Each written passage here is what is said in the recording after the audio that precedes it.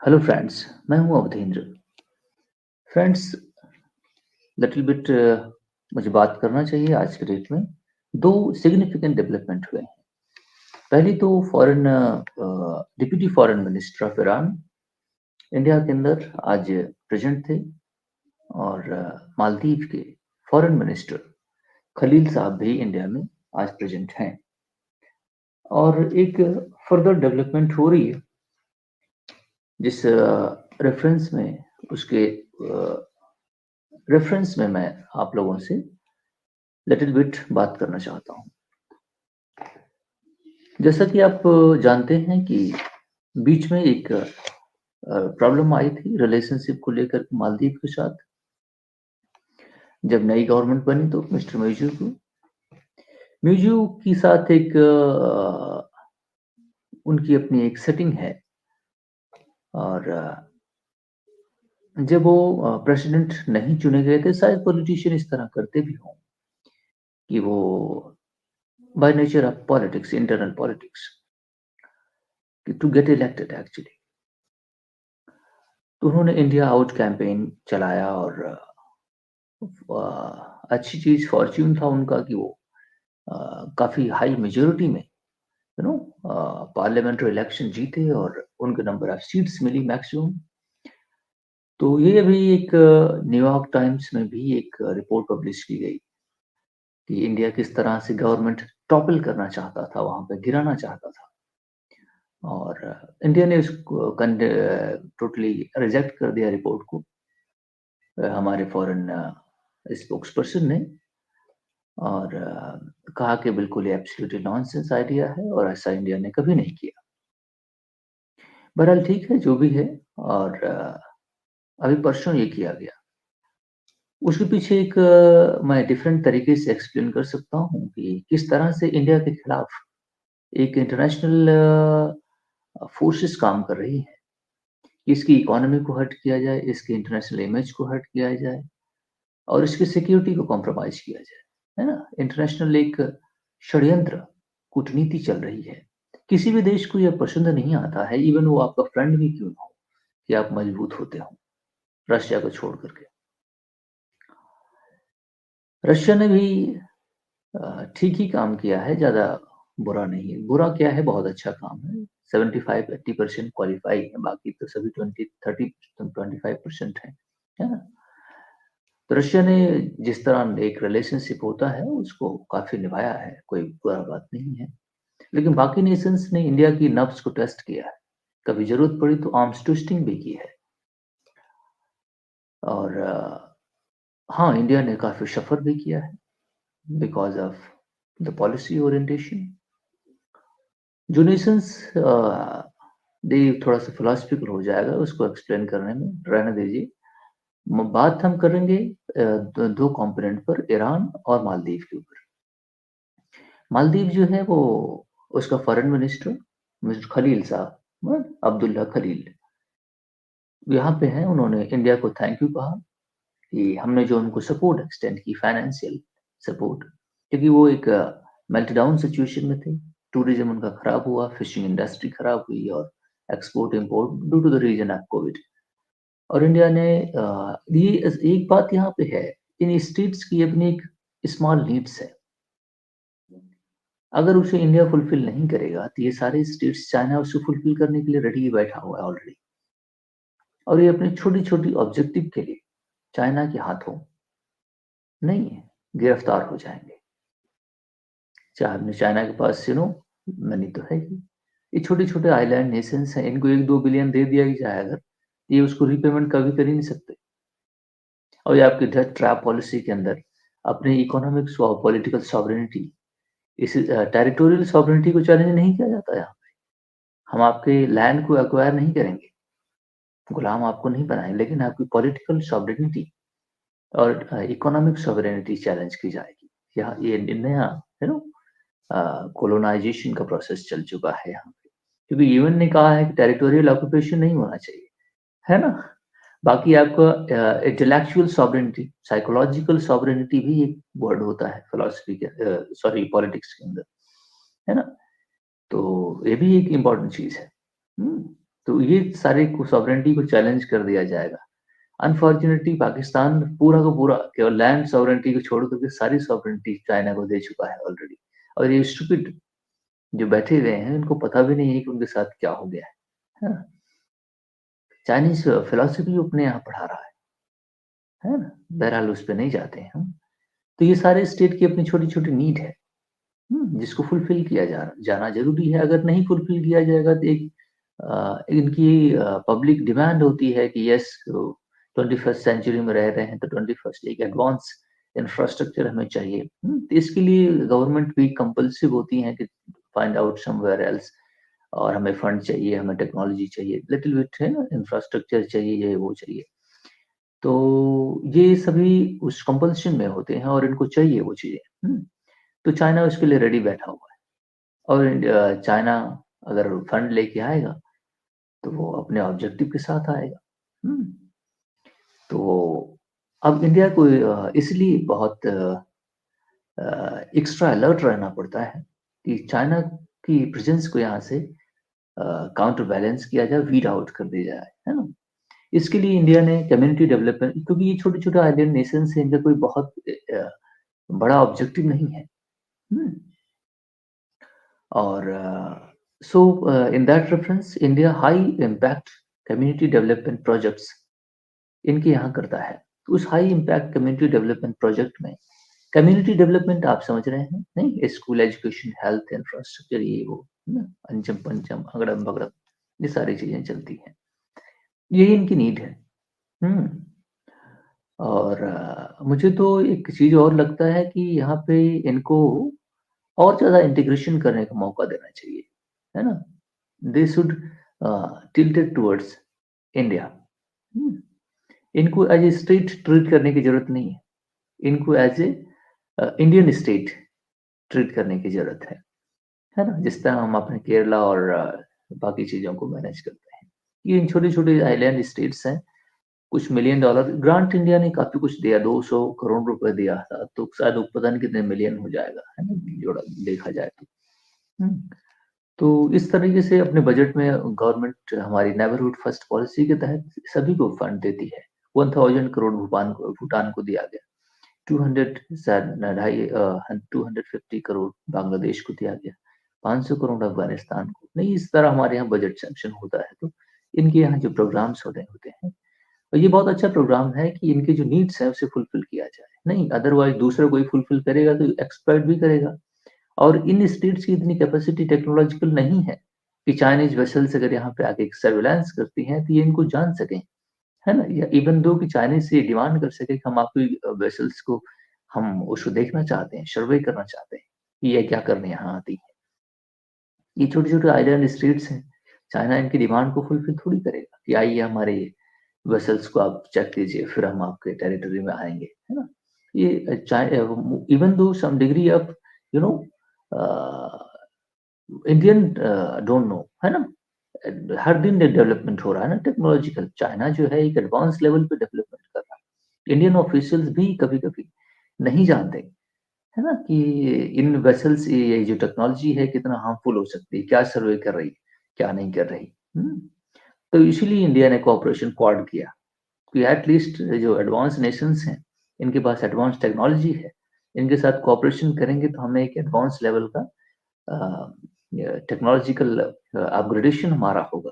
Upper class में हम बैठेंगे थोड़ा-सा हमें अदरवाइज़ आप अलूफ बैठे हो, नहीं, आपके पास कुछ पता ही नहीं है, क्या मामला चल रहा है, क्या नहीं, क्या दुनिया में एडवांसमेंट हुआ, नहीं हुआ, हो क्या हो रहा है। आप अलूफ बैठे हुए हैं, तो फिर बात बनती नहीं। इसलिए भी इंडिया ने जो क्वाड कोऑपरेशन किया इसमें टेक्नोलॉजिकल इंफॉर्मेशन शेयरिंग वगैरह-वगैरह कॉन्सेप्ट बने, है ना? इससे चाइना के इस टेक्नोलॉजिकल एडवांसमेंट को भी हम कंटेन करने में सफल रहे। हुँ। और ये सारे जापान और ऑस्ट्रेलिया और यूएस, है ना? यूएस के पास वही टेक्नोलॉजिकल इक्विवेलेंस है चाइना के कंपैरिज़न में। इस बात को हमें एडमिट करना चाहिए। मैरीटाइम फाउंडेशन जो हमारा है, जिसमें हमारे आर्म्ड फोर्सेस के और दुनिया के रेनाउंस एक्सपर्ट्स आते हैं, अपनी स्पीच देते हैं। मैंने उसको सुना है और वहाँ पे मैंने देखा है कि काफ़ी लोग अलग-अलग एक्सपर्ट दुनिया के फ़ील्ड के आते हैं, तो वहाँ जब शेयर करते हैं कि इश्यूज़ क्या हैं एक्चुअल, तो मैंने इसे सुना है तो कई बार हम भी वो इंटरनल सिक्योरिटी पढ़ते हैं तो उसमें वो चीज़ नहीं आती, है ना? अब जब हम सिविल सर्विस के लोग हैं और जो हम ही नहीं जानते, है ना? तो definitely there is something because हर दिन डेवलपमेंट हो रहा है ना। अभी नई टेक्नोलॉजी कहीं डेवलप हो रही है या चाइना ने 6th जनरेशन फाइटर जेट बनाए, नोबडी नोज़ राइट नाउ, है ना? उसके फीचर्स आप जानते हैं कि स्टेल्थ है, ये है, वो है। दैट्स नॉट इनफ, है ना? तो जो हमारे पास टेक्नोलॉजिकल अभी एडवांसमेंट है, मे बी को हम चीज़ों को अंडरस्टैंड कर सकें, मे बी नहीं कर सकें। हुँ? तो इसलिए हमें एडवांस नेशंस के साथ कोऑपरेशन भी ज़रूरी है कि एक्चुअल में क्या है? कहाँ दुनिया पहुँची है? क्या हो रहा है? ये क्वाड के थ्रू हमने बहुत अच्छा अप्रोच लिया कि एटलीस्ट जानें। और ये नेशंस के पास जैसे क्वाड अप्रोच नहीं है ना? कम्युनिटी डेवलपमेंट प्रोजेक्ट, छोटे-छोटे प्रोजेक्ट्स इनके लिए हैं और इनको वो दे दिया जाए, इनकी नीड्स फुलफिल की जाए और आप शांति से रहें, है ना? आप टूरिज़्म बढ़ाएँ, बाकी चीज़ें करें। अब जिस तरह हम्बनटोटा को चाइना ने ले लिया, श्रीलंका से उसको debt debt 2-3 debt billion dollar दे करके उसका पूरा 99 ईयर के लिए एक माइग्रेन बन गया। नहीं, इस रीजन में कोई भी प्रेज़ेंस जबकि अगर सपोज़ करो आपके घर के सामने, है ना? हर जगह सर्विलांस मैकेनिज़्म आपका दुश्मन कर बैठा हो, है ना? आप कितने सिक्योर फ़ील करेंगे? एग्ज़ाम्पल के तौर पे आप सोचें। हुँ? और आजकल टेक्नोलॉजी टेक्नोलॉजी इतना एडवांस है कि 1000 किलोमीटर तक सर्विलांस करता है, कहीं मिसाइल तो नहीं आ रही। रशिया के पास अभी देखिए सर्विलांस में क्या-क्या उसने नहीं किए। तो वो भी भारत अब लेने वाला है रशिया से, है ना? बातचीत उस पे भी हो गई है। तो वो लेकिन आने में काफ़ी वक़्त लगेगा, दसों साल आई मीन लेकिन डेफ़िनेटली ये सारी चीज़ें हैं तो चाइना भी तो एडवांस है। अब वो आकर के अगर यहाँ पे हम्बनटोटा के पोर्ट पर रुकता है ना? तो 200-250 किलोमीटर दूर है। वो हमारे मिसाइल्स की स्पीड, बाकी हमारे डेवलपमेंट न्यूक्लियर इंस्टॉलेशंस कहाँ हैं, बाकी क्या सिक्योरिटीज़ के अरेंजमेंट्स हैं, वो सर्विलांस कर सकता है। हमारी सिक्योरिटी को threat information is very crucial, है ना? आपके एनिमी के लिए, उस हिसाब से वो प्लानिंग स्ट्रेटजी कर बना सकता है। तो इसीलिए तो यहाँ पे इश्यूज़ हैं, है ना? जो हम कह रहे हैं कि मेरे हिसाब से जो इंटरनेशनल लॉ है ना, उसको थोड़ा-सा चेंज भी होना चाहिए। जो यूनाइटेड नेशन लॉ ऑफ सी है ना? यूनिक्लॉस, है ना? उसको चेंज भी होना चाहिए क्योंकि वो जो 350 kilometre from the territorial boundary मिला हुआ है ना? अब सर्विलांस मशीनरी इतनी ज़्यादा इस एडवांस हो गई 500 हज़ार किलोमीटर तो वो सर्वे कर लेती, है ना? अगर आकर के अब टेरिटोरियल इंटरनेशनल बॉर्डर वहाँ से शुरू हो जाता है। अगर आकर के कोई है ना सर्विलांस करना चाहे तो आपके बिल्कुल क्लोज़ बाउंड्री पे 350 किलोमीटर आ सकता है। उससे आपकी सिक्योरिटी चैलेंज होती है ना? तो मैं भी इस बात को कोई रेज़ करे या नहीं अभी तो कोई डिबेट में नहीं है ये बात। हुँ, लेकिन जो लॉ बने थे उस समय सिक्योरिटी का एंगल नहीं था उसमें, उसमें रिसोर्स का एंगल था। हुँ, कि आप जो आपका न स्पेशल इकोनॉमिक ज़ोन है 350 किलोमीटर के लगभग, है ना? तो आप वहाँ तक चीज़ों को मैनेज करें। लेकिन अब जिस तरह सिक्योरिटी की बाकी डायमेंशन्स आ रही हैं, तो इस लॉ को मुझे लगता है चेंज करने की ज़रूरत भी है। तो ये इश्यू मैंने अभी पूरा स्टडी किया और अब चीज़ें ठीक चल रही हैं मालदीव के साथ और मालदीव इस बात को रिकॉग्नाइज़ करता है। एक comprehensive economic and maritime security partnership आप समझ रहे हैं? तो ये बहुत ज़रूरी कंपोनेंट है इस रिलेशनशिप का और बाकी सारी चीज़ें इंडिया ने कहा करीब अभी जो मुइज़ू अपॉइंट किया गया प्रेसिडेंट, तो ये चाइना भी गया, है ना? उसमें से करीब 20-22 एग्रीमेंट्स किए थे इसने, है ना? एक कॉम्प्रिहेंसिव एग्रीमेंट एमओयू साइन करके आया था। एमओयू ऐसा डॉक्यूमेंट होता है जो आप आगे चल के रिजेक्ट भी कर सकते हैं, कोई कंपल्सिव नहीं होता, है ना? एमओयू उसने साइन किया था। मे बी अगर उसने जब साइन किया तो आया यहाँ इधर, हाँ? पहुँचा जब अपने आइलैंड पे तो उसने कमेंट किया कि we are a small nation छोटा मोटा हूँ मैं, लेकिन मैं भारत से नहीं डरता, है ना? तो उसी रेफरेंस में उनके 2 मिनिस्टर्स ने गाली दे दी। हुँ, तो शायद उस समय कुछ चल रहा होगा, हैं? अभी जो रिपोर्ट आई है वाशिंगटन टाइम्स में उसमें मुझे लगता है कुछ उसमें सही भी है ना? क्योंकि वो समय और जिस टाइम और जिस फ्रेम में वो चीज़ें लिखी गई हैं, जिस फ्रेम में गालियाँ दी गई हैं, वो सब कुछ मैच करता है। इंडिया हो सकता है टॉपल करने की कोशिश, वो तो उधर पार्लियामेंट के अंदर मारपीट भी उस दौरान हुई थी। नहीं, अपोजिशन पार्टी और रूलिंग पार्टी जो जीती हुई थी, उसको दोनों के बीच पार्लियामेंट के अंदर मतलब है ना स्कफल बराबर है ना, बटकी बटका टाइप से इस तरह धक्का मुक्की मारा मारी शुरू। ये पार्लियामेंट के अंदर वीडियो अवेलेबल है ना, कोई फर्श पे गिर रहा है, कोई मुंह पे मार रहा है ना, ये सब हुआ है। इंडिया $6 बिलियन, 6 मिलियन डॉलर खर्च करना चाहता था, है ना, कि वहाँ की गवर्नमेंट को टॉपल किया जाए मिस्टर मुइज़ी को। तो सब हो सकता है कि इंटेलिजेंस मुइज़ी को बताया हो कि इस तरह से इंडियन गवर्नमेंट कर रही है और अपोजिशन के साथ मिल करके। हो सकता है मुइज़ी को दिमाग में आया हो कि ये क्या हो रहा है ना? उसने कमेंट इस रेफरेंस में किए हों। फिर 6 दिन सॉरी 5 दिन हमारे फॉरेन मिनिस्टर साहब गए फिर, है ना? और क्योंकि ये डीप स्टेट काम करती है। अब ना ही प्राइम मिनिस्टर इस काम को करते हैं, ना ही फॉरेन मिनिस्टर करते हैं। इस काम को तो करते हैं मिस्टर हमारे security national security adviser Ajit Doval साहब, है ना? ये उनका काम किया होगा। है। हो सकता है कि प्राइम मिनिस्टर को मालूम भी ना हो कि ये प्राइम मिनिस्टर तो कह देते होंगे जरा इसको देख लो, है ना? और बाकी क्या देखना है वो किस हिसाब से देखना है ये सिक्योरिटी वाले मैनेज करते हैं। तो मे बी किस तरह हुआ हो, है ना? लेकिन ये फैक्ट एस्टेब्लिश करना मुश्किल काम है। और हर जगह इंटेलिजेंस एजेंसीज़ होती हैं, उनका काम होता है कि नेशनल इंटरेस्ट को प्रोटेक्ट करना। अगर आप हम चैलेंज देते हैं तो डेफिनिटली इंडिया ये राइट तो रखता है कि अपने आप को प्रोटेक्ट करे ना। अब आप हमारे दुश्मनों को फील्डिंग का तैनात करेंगे यहाँ लाकर आइलैंड नेशंस पर, definitely India has a right to protect himself, है ना? और उसमें फिर आपको गिराना पड़े, आपको ऊपर नहीं क्रश करना पड़े, ये भी सब मैकेनिज़्म होते हैं। अब यूक्रेन का मैकेनिज़्म क्या है, जब तक यूक्रेन रशिया के फ़ेवर में था, मैकेनिज़्म ठीक चलता था। अब वहाँ पे दुश्मनों का फ़ेवर होने लगा, तो रशिया एग्रेसिव पागल कुत्तों की तरह काटने दौड़ा। तो ये ज़रूरी है कि अभी अ, बांग्लादेश के आर्मी चीफ साहब कल ही तो मैं वीडियो बनाया था। उन्होंने कहा कि हम इंडिया के इंटरेस्ट को यहाँ किसी भी तरीके से कॉम्प्रोमाइज़ नहीं होने देंगे, है ना? इंडिया के इंटरेस्ट को हम किसी भी तरीके से यहाँ पे कॉम्प्रोमाइज़ नहीं होने देंगे। आप बात समझ रहे हैं? तो बिल्कुल ये बात अंडरस्टैंड कर रहे हैं। और दूसरी चीज़ है कि इन नेशंस में प्रॉब्लम क्यों आई? इन नेशंस में प्रॉब्लम क्यों आई? पहले तो जब ये स्टेट्स नहीं बने थे, यूएन नहीं बना था, दूसरे फॉरेन प्लेयर्स नहीं थे, उनका इंटरेस्ट नहीं था, तब तो ये बिल्कुल पीसफुली एक सिविलाइजेशनल और लिंकेजेस पीपल का आना-जाना अनरिस्ट्रेन्ड, अनरिस्ट्रिक्टेड सब कुछ था। लेकिन what went wrong after that? This must have to be studied well. State जब बना, स्टेट की अलग-अलग डेफिनिशंस आई। स्टेट ज़्यादा एग्रेसिव, ज़्यादा प्रोटेक्शनिस्ट हो गए। अपनी सॉवरेनिटी, अपने नेशनलिज्म को लेकर के मतलब नहीं, किसी भी हद तक जाने के लिए तैयार हो गए। नहीं, पहले तो लोग फ्री बर्ड की तरह आते-जाते थे, नहीं? लेकिन ऐसा क्या बन गया? लेकिन ठीक है, ये फिनोमेनन हुआ, लेकिन उसके एज़ अ रिज़ल्ट कॉन्सिक्वेंसेस क्या आए?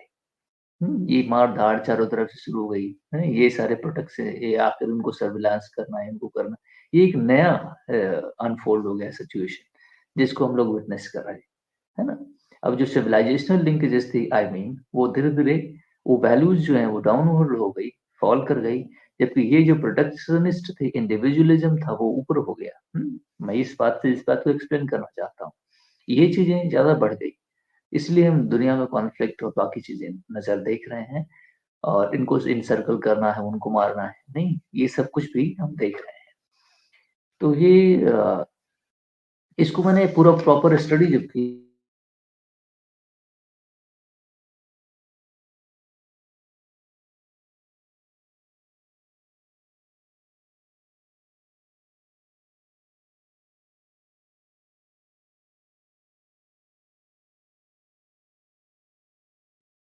कि वो इसको प्रॉपरली एक्सरसाइज़ कर सकें। बहुत एडवांस टेक्नोलॉजी चाहिए, बहुत फंड चाहिए।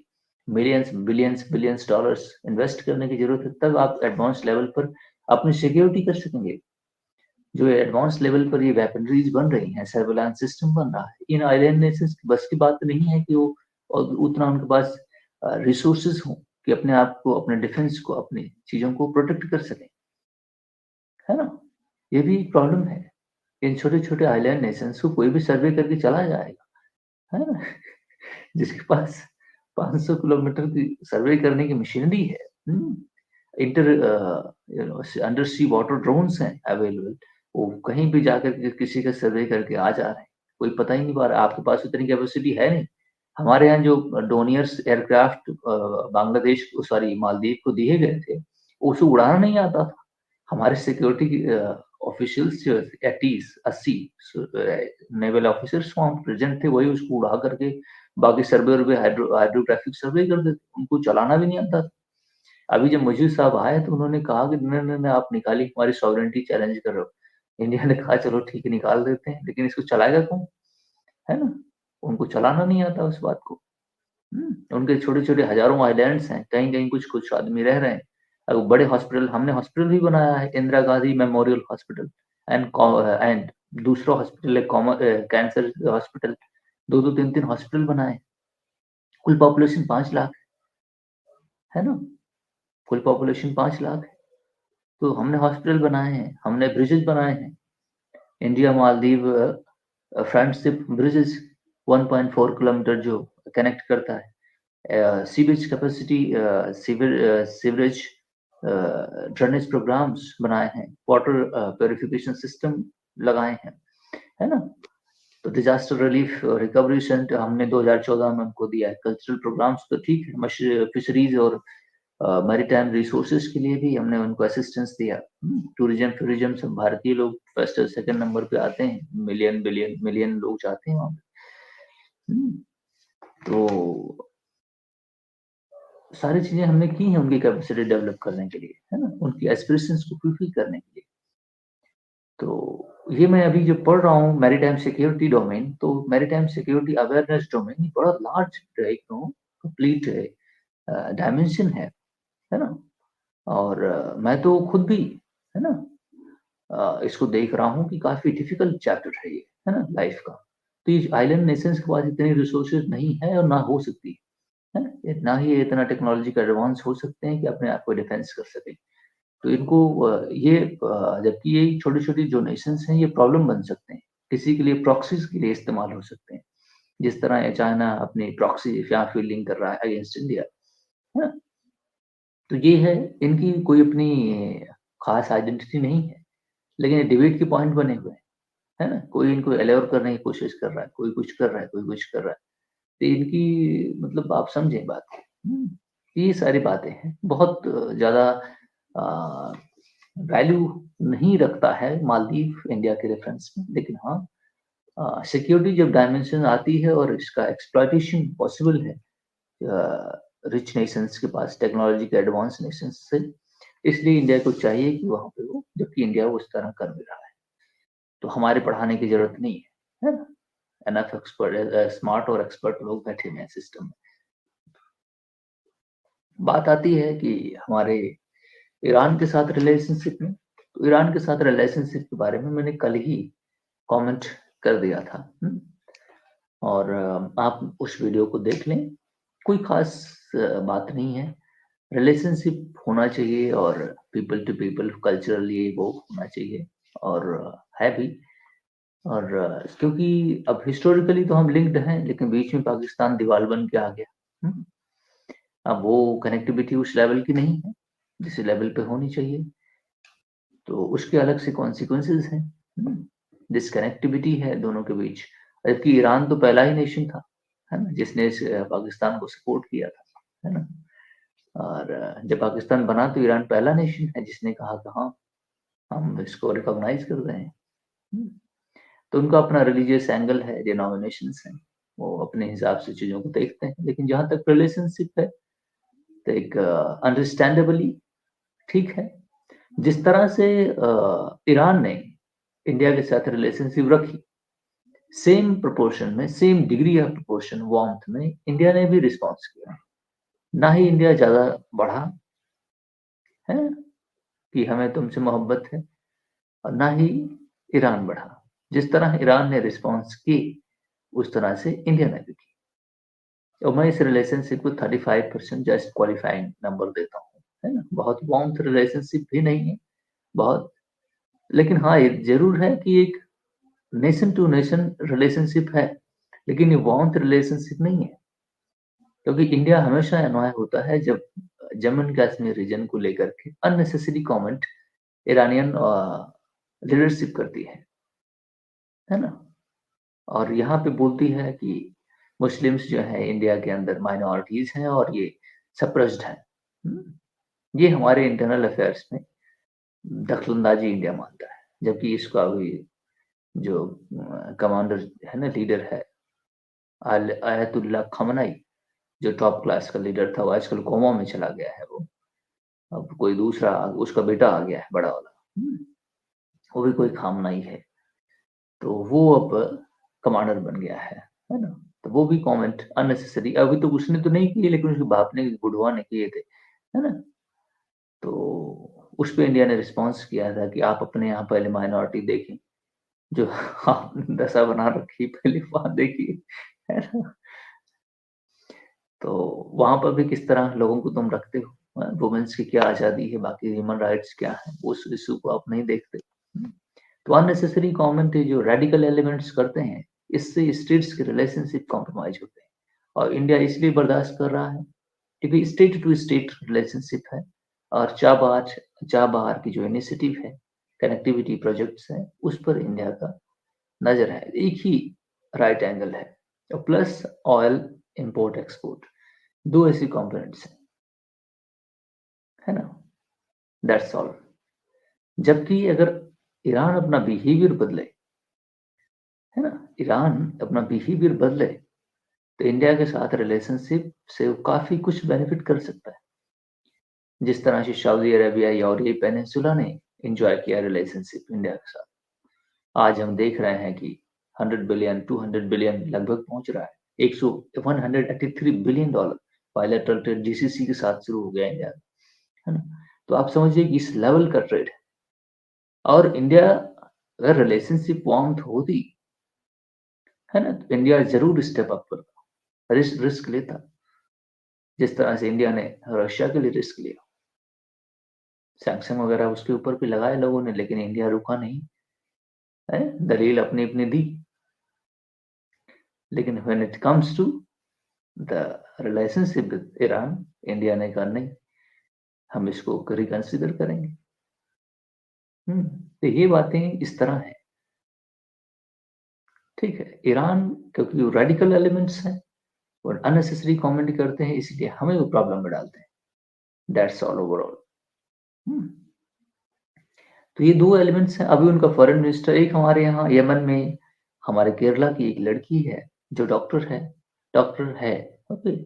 अब यमन के अंदर उसने किसी वहाँ के कॉमन आदमी से मिल करके, वहाँ के लोकल से मिल करके हॉस्पिटल खोला हुआ था। स्टोरी इस तरह है। और उस हॉस्पिटल में अननेसेसरी फाइनेंशियल ट्रांजैक्शन को लेकर के दोनों के बीच डिस्प्यूट हो गया।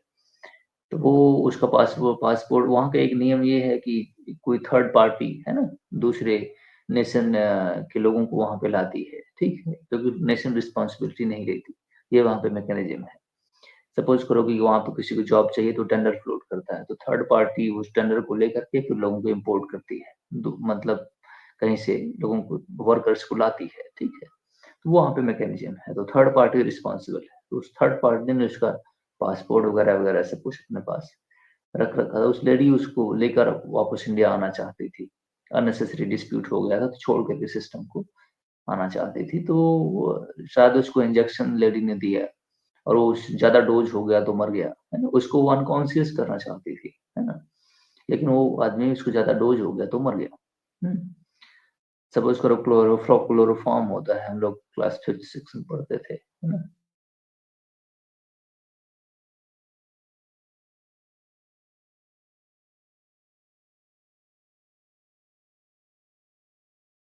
उसमें फिर मर मुर भी जाता है, तो उस तरह हो सकता है वो। तो वहां पर उसको गिरफ्तार कर लिया गया और उसको प्रेसिडेंट यमन का जो है, जो हुथी रेबल्स का हेड है, उसने उसको फांसी की सजा सुना दी। तो जब उसको फांसी की सजा हो गई है तो अ, अब ये प्रॉब्लम फँस गई है कि उसे एक ही 2 1 डेढ़ महीने के अंदर हो सकता है कि उसे फांसी पे चढ़ा दिया जाए, है ना? तो अभी जब क्योंकि ईरान के साथ रिलेशनशिप बेहतरीन है यमन का, है ना? और पर्टिकुलरली हूथी रेबल्स का। अभी उसका डिप्टी फॉरेन मिनिस्टर आया हुआ है, तो इंडिया ने रेज़ किया क्वेश्चन कि यस आप थोड़ा-सा अगर कोशिश करें, अगर कुछ पॉसिबल हो सके तो उसको निकलवाएँ। तो इस बात पर भी उसने हाँ कहा है, अब मैं बात करूँगा, चीज़ों को देखूँगा। अब देखिए चीज़ें अनफ़ोल्ड होती हैं, क्या बनता है। क्योंकि इंडिया का डायरेक्ट रिलेशनशिप यमन और हूथी रेबल्स के साथ नहीं है ना? वो और ज़्यादा जला-भुना हुआ बैठा हुआ है कि India arms and ammunitions Israel को भेजता है ना? तो क्योंकि इज़राइल का वही आर्म एंड एम्यूनिशंस जो है, मे बी गाज़ा के लोगों के ऊपर नहीं इस्तेमाल वो करता हो। हुँ? ये सारी बातें हैं, इसमें हूथी रह सकता है कि गुस्से में भी हों। देखते हैं किस ब कहाँ पर चीज़ें बनती हैं। So thank you very much. ये ओवरऑल आज का स्पेक्ट्रम है जो मैंने कवर किया। बाकी चीज़ें देखेंगे हम। Thank you very much for listening my friend. काफ़ी लंबी वीडियो हो गई लेकिन एक कॉम्प्रिहेंसिव डिबेट है ये। So thank you very much.